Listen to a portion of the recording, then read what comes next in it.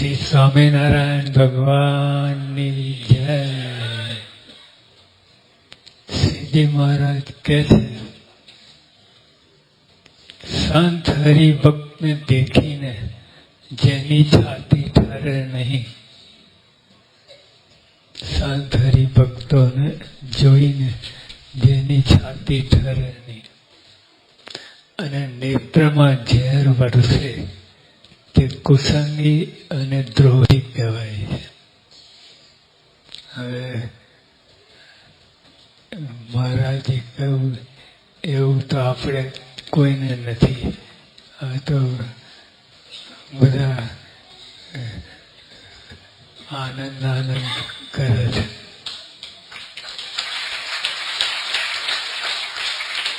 અને સંત હરિજનને જોઈને જેની છાતી ઠરે છે, સંત હરિભક્તોને જોઈને જેની છાતી ઠરે છે અને તેમનો ગુણ ગ્રહણ કરે છે, તેના કરોડો પાપ હોય તે પણ ભગવાન માફ કરે છે.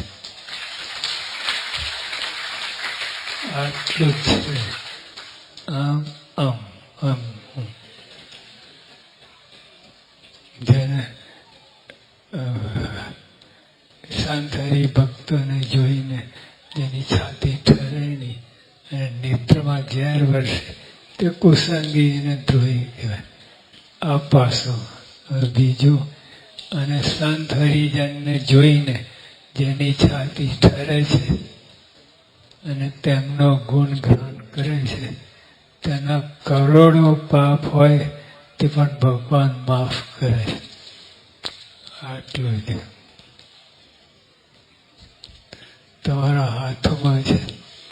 જેવી સમજણ કરો એવું તમને ફળ મળે. અને લેવા દેવા વગર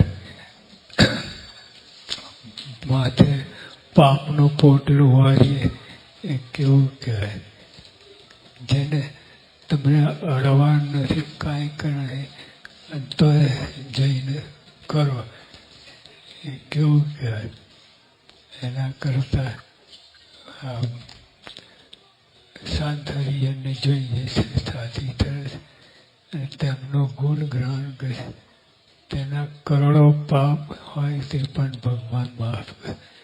આવું ના કરીએ.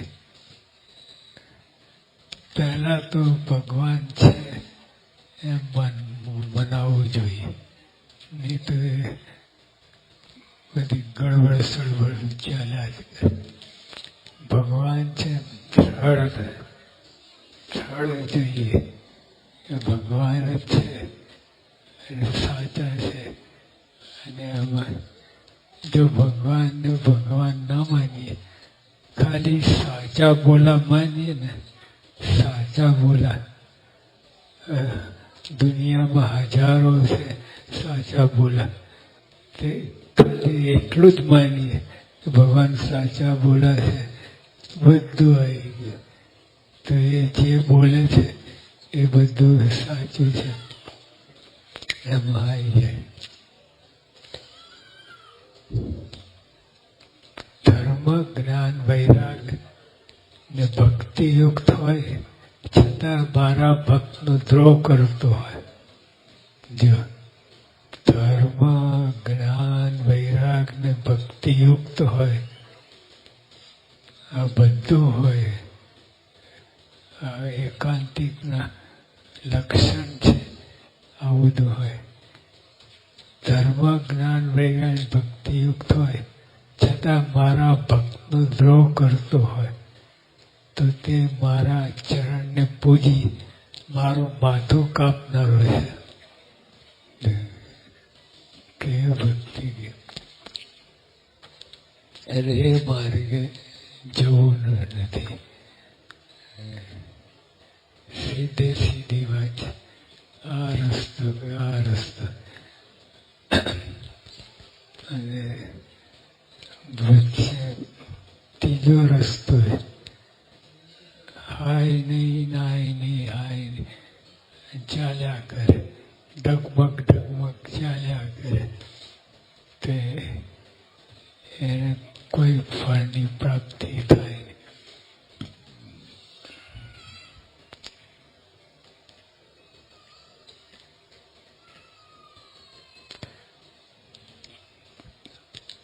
ધર્મ, જ્ઞાન, વૈરાગ્ય, ભક્તિ યુક્ત હોય, બધા એકાંતિકના લક્ષણ, ભગવાનની પાસે રહે એવા લક્ષણ. ધર્મ, જ્ઞાન, વૈરાગ્ય, ભક્તિ યુક્ત હોય, પણ આટલું જ કરે પણ છતાંય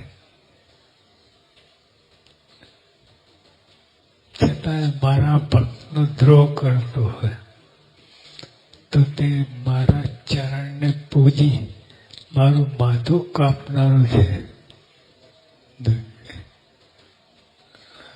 ચરણ પગે લાગે આમ અને માથું કાપ, કેવું કહેવાય? એટલે કે મારો દ્રોહી છે. આ વાત યથાર્થ સમજાય, આ વાત યથાર્થ સમજાય તો કુસંગીની મોહબત રહે નહીં. આ બધું બગાડે, કુસંગી બગાડે, તમારું જીવન બગાડે, જન્મ બગાડે, બધું કરે. એવાના ચક્કરમાં આવીએ ના આવીએ એ ભગવાનને પ્રાર્થના કરવાની છે.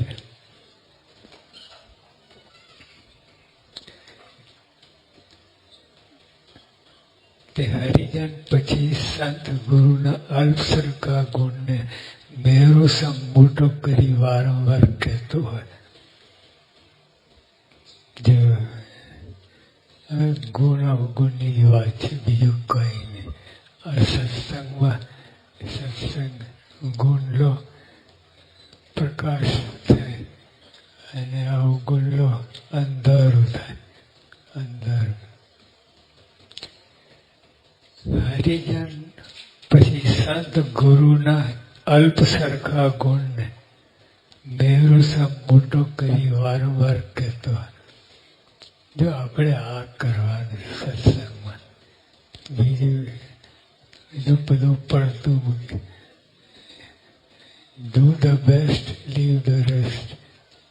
એ બધું બધાને આપણે શું કામ છે આપણને?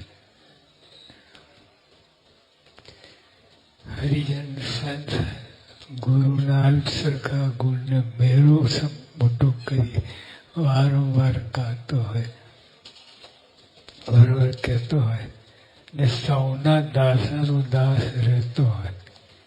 જો એ અઘરું છે, એ અઘરું છે. બીજું બધું તો થાય પણ દાસાનો દાસ રહે. દાસન દાસ રહેતો હોય તો અમે તેને શુદ્ધ માની જાળવીએ છીએ.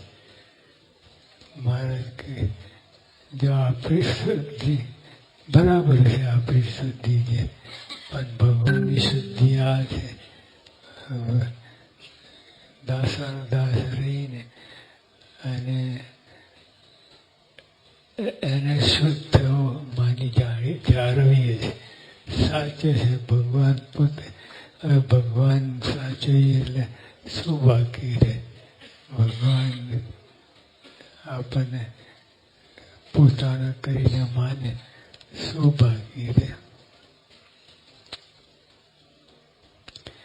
તપ કરતા પણ સાચા સંતના ગુણ ગ્રહણ કરવા તેનું બળ વધારે છે. તપ બરાબર છે પણ એના કરતા ગુણ ગ્રહણ કરો, સંતના ગુણ ગ્રહણ કરો એ વધારે છે.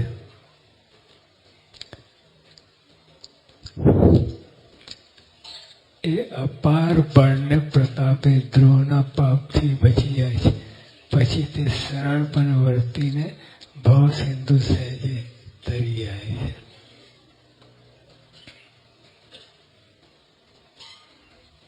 એક જ દિવસનો સાધુ હોય, સવારે દીક્ષા લીધી હોય, એક જ દિવસનો સાધુ હોય, જો આ સમજવા જેવી વાત છે. એક જ દિવસનું સાધુ હોય તેનો પણ રજ જેટલો દોષ આવે તો કોટી કલ્પથી સત્સંગ કર્યો હોય તો પણ તેનો ભંગ થાય છે. હવે કરોડો જન્મથી ગુણગાન ગાય. એક જ દિવસ સાધુ હોય તેનો પણ રજ જેટલો દોષ આવે, જરાક પણ દોષ આવે. રંજ એટલે તલનો દાણો, એટલો પણ દોષ આવે તો કોટી કલ્પથી સત્સંગ કર્યો હોય તો પણ તેનો ભંગ થાય છે. આપણે નથી કહેતા, શ્રીજી મહારાજ પોતે જ વાત કરે છે. તે અપરાધ ભગવાન અને મોટા સંત પાસે ગયેલી છૂટકો થાય, છૂટતો નથી. પણ જેનો અપરાધ કર્યો હોય તે નિષ્કપટ થઈને નમે તો જ છૂટે. એ એના કોટી પાય કરે પણ રતિ બહાર અપરાધ ટળતો નથી. અપરાધથી છૂટ્યા પછી પણ તે કોઈનો અપરાધ ન કરે.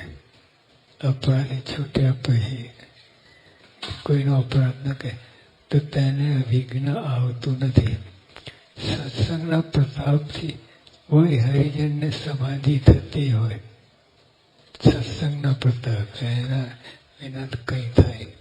સત્સંગના પ્રતાપથી કોઈને સમાધિ થતી હોય તો પણ તે સંતની તુલે ના આવે. સાચા સંત હોય જેટલો સંતનો દાસ થઈને વર્તે તેટલી તેની મોટપ છે. સંતનો દાસ થઈને એટલે સંત મુખ્ય આવ્યું, સારનું સાર આવ્યું. એની સત્સંગના પ્રતાપથી કોઈ હરિજનને સમાધિ થતી હોય તો પણ તે સંતની તોલે ના આવે. જેટલો સંતનો દાસ થઈને વર્તે, આપણે આ મુદ્દો પકડો, બીજું કાંઈ નહીં, બીજું બધું રહેવા દે. સંતનો દાસ થઈને, જેટલો સંતનો દાસ થઈને વર્તે તેટલી તેની મોટપ છે. આપણે આમ માનીએ છીએ દાસ થઈને વર્તીએ એટલે કચડી જવું, આપણે રોડાઈ જવું, એ કોઈ વાત નથી. મહારાજ કે એ મોટી છે. જે સંતનો દાસ થઈને વર્તે છે એની મોટપ છે. સત્સંગના પ્રતાપથી કોઈ હરિજનને સમાધિ થતી હોય તો પણ તે સંતની તુલે ના આવે. જેટલો સંતનો દાસ થઈને વર્તે તેટલી તેની મોટપ છે. સર્વ મોટપમાં દાસ થવું તે અધિક મોટપ છે. સર્વ જો આપણે સમજતા જ નથી દાસ, એને બીજા ગુચા કરે પણ એમાં જ માલ છે. ભગવાનના દાસ, આપણે બાયડી છોકરાના દાસ તો છીએ પણ ભગવાનના દાસ થઈને વર્તીએ તો કામ થાય. જેટલો સંતનો દાસ થઈને વર્તે તેટલી તેની મોટપ છે. તમે જેટલા દાસના દાસ થાય એટલી મોટપ વધે. સર્વ મોટપમાં દાસ થવું તે અધિક મોટપ છે. સર્વ મોટપમાં દાસ થવું. બીજી બધી મોટપો છે પણ સર્વ દાસ થઈને વર્તવું તે અધિક મોટપ છે. અમારી વાત સૌ ભાઈઓએ યાદ રાખી. ગઢપુરમાં જીવેન્દ્રનો વાત કરતા, અમારી વાત સૌ ભાઈઓએ યાદ રાખીને પરસ્પર કહેવી. મહારાજની કરેલી વાત, મહિમાની વાત આ તો મહિમા એ વાત કરેલી હોય એ આરસપરસ વાત કરી, બીજી કોઈ વાત કરવાની જરૂર નથી.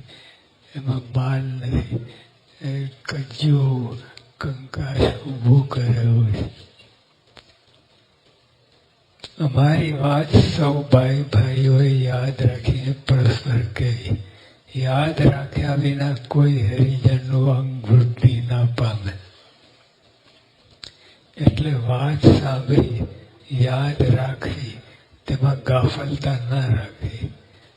એમાં સત્સંગની જ વાતો કરવી, સત્સંગનો જ મહિમા કહેવો, હરિભક્તનો મહિમા કહેવો. આ લાઈન ઉપર હવે ચડવું એ સત્સંગ છે. અને એ ભગવાન શ્રીજી મહારાજને બહુ ગમે. તો આ વાત પકડવી. બીજું લફરું કજ્યો કંકાસ ઉપજાય એ વાત શું કામ ધારવી? એનું નામે ના લેવું.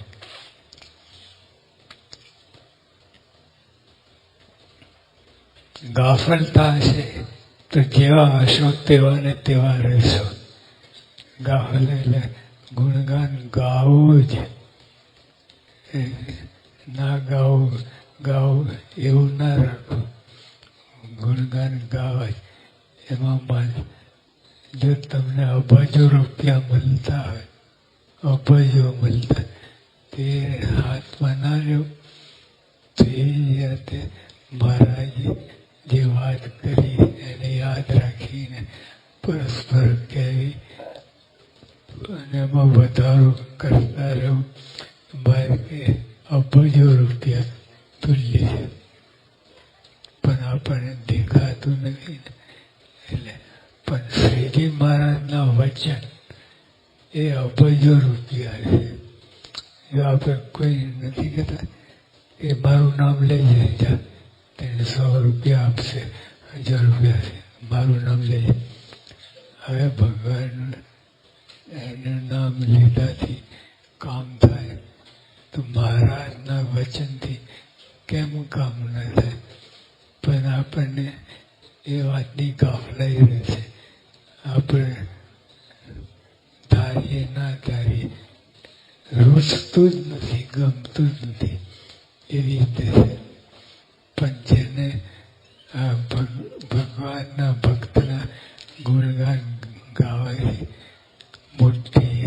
એટલી મોટી પ્રાપ્તિ થાય છે, એ મનમાં ધારો.